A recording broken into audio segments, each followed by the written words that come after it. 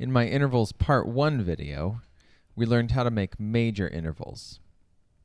When we take a major interval and make it smaller, it becomes a minor interval.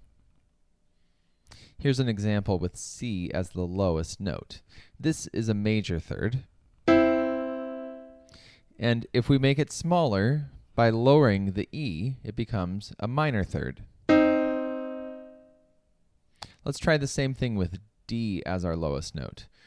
Since the key of D includes an F sharp, so does our major third. Now we can make this interval smaller by removing the sharp. That makes the top note go from F sharp to F natural, and then we make a minor third. Now if a minor interval becomes smaller, we call it diminished. So this is a diminished third,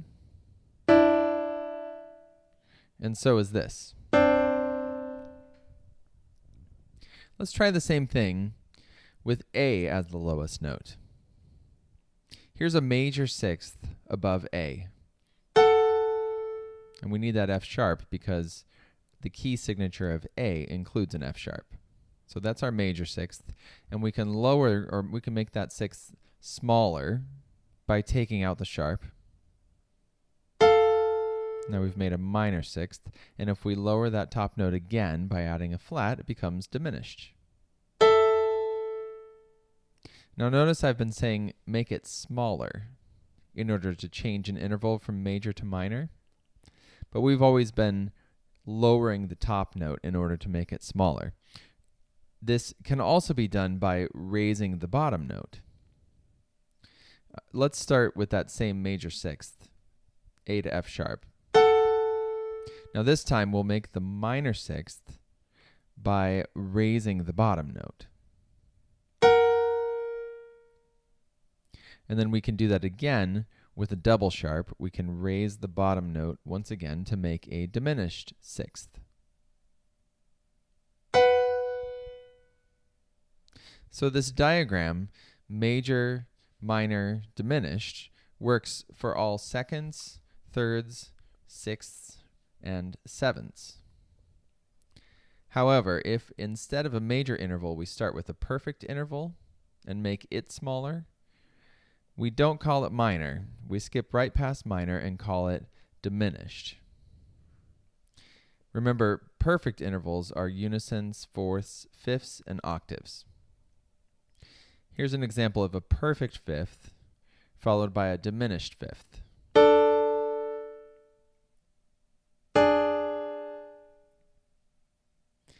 There's no such thing as a minor fifth. In fact, there's no such thing as a minor unison, fourth, fifth, or octave. So major intervals become minor, then diminished. Perfect intervals just become diminished. But one thing that both major and perfect intervals have in common is that if you make either of them bigger, they become augmented.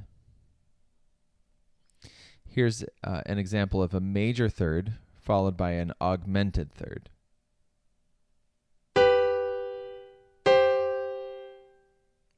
And here's a perfect fifth followed by an augmented fifth.